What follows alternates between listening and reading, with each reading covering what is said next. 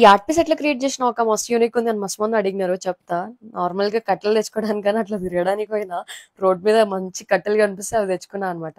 నాకు ఇది మైండ్ లో ఉండే ఇట్లా క్రియేట్ చేయాలి అని. ఎప్పుడో 1-2 years బ్యాక్ ఏదో చిన్న రిఫరెన్స్ పిక్ లాగా నాకు చూసినట్టు గుర్తుంది. బట్ అది నా ఐడియా బుక్ లో రాసుకొని నేను నాకు ఎట్లా కావాలో అట్లా చేసుకుందాం అన్నట్టుగా ఫిక్స్ అయిపోయినా అనమాట.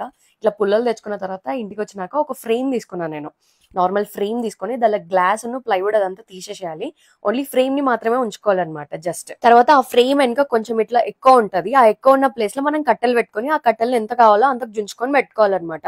తర్వాత ఇది మా డైనింగ్ చైర్ ది కింద బేస్ ఊసిపోయింది. అయితే నేను తెచ్చుకొని ఇంట్లో పెట్టుకున్నా దేనికన్నా పనికొస్తుందని. అది అన్ఫార్చునేట్లీ నాకు కొంచెం షిప్ షేప్ లోనే ఉండే అనమాట. దాన్ని కట్ చేసుకొని తర్వాత ఒక కాటన్ క్లాత్ అండ్ పేపర్ తీసుకొని అది ఇట్లా క్లాత్ లా ఉంటది కదా షిప్స్ కి అట్లా పెట్టుకున్నా. నా బెడ్ నేను అన్ని సగం ఖరాబ్ అయితే ఇట్లనే ఈ వస్తువులతోనే. ఈ ఆర్ట్ పీస్ క్రియేట్ చేసరికి నా బెడ్ అంతా చెత్తగా అయిపోయింది.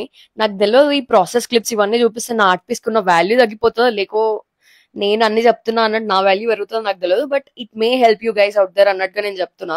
అంతే. ఇంకా దానికి కింద మన కట్టెలకి కలర్ వేసుకోవాలి. ఏ కలర్ కావాలో ఆ కలర్. బేసికలీ వాటర్ బ్లూ ఉంటుంది కాబట్టి బ్లూ వేసుకున్నా. అంతే. ఆర్ట్ పీస్ అయిపోయింది. దీనికి నేను ప్రైస్ అరౌండ్ 6,000 అట్లా డిసైడ్ అయినా. ఎక్కువ అనిపిస్తుందో తక్కువ అనిపిస్తుందో చెప్పండి దాని ఎన్నుకున్న కష్టానికి. చలో బై.